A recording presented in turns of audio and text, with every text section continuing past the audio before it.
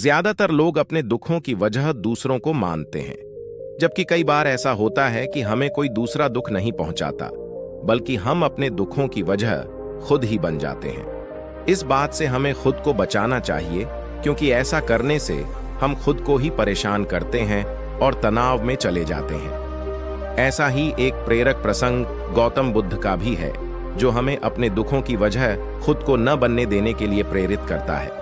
आइए जानते हैं। एक बार गौतम बुद्ध नगर में घूम रहे थे। तभी बुद्ध ने सुना कि उस नगर में रहने वाले कुछ लोग बुद्ध को बुरा भला कह रहे हैं और बद्दुआएं दे रहे हैं। ऐसा इसलिए हुआ क्योंकि उस नगर में रहने वाले कुछ बुद्ध विरोधियों ने आम नागरिकों के मन में ये बात बिठा दी थी कि गौतम बुद्ध एक ढोंगी व्यक्ति हैं और ये उनके धर्म को भ्रष्ट कर रहे हैं। इस वजह से उस नगर में रहने वाले लोग बुद्ध को पसंद नहीं करते थे और उनको अपना दुश्मन मानते थे।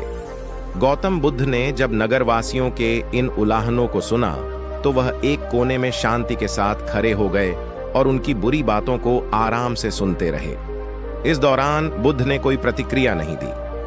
कुछ देर बाद जब नगरवासी बुद्ध को बुरा भला कहते हुए थक गए और चुप हो गए, तो गौतम बुद्ध ने उन नगरवासियों से कहा, क्षमा चाहता हूं, लेकिन अगर आप लोगों की बातें खत्म हो गई हैं तो मैं यहां से जाऊं। ये सुनकर उनको बुरा कहने वाले लोग बहुत आश्चर्यचकित हुए। तभी वहां मौजूद लोगों में से एक व्यक्ति ने बोला, हम लोग तुम्हारा गुणगान नहीं कर रहे हैं, तुमको उलाहने दे रहे हैं और तुम्हें बुरा बोल रहे हैं। क्या तुम पर इन बातों का कोई असर नहीं हो रहा?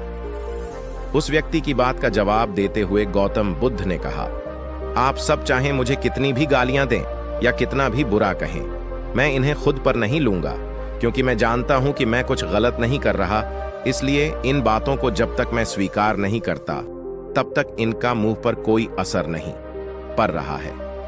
गौतम बुद्ध ने आगे कहा, जब मैं इन गालियों और बुराइयों को अपने ऊपर लूंगा ही नहीं, तो ये निश्चित तौर पर आपके पास ही रह जाएंगी और मुझ पर असर नहीं करेंगी।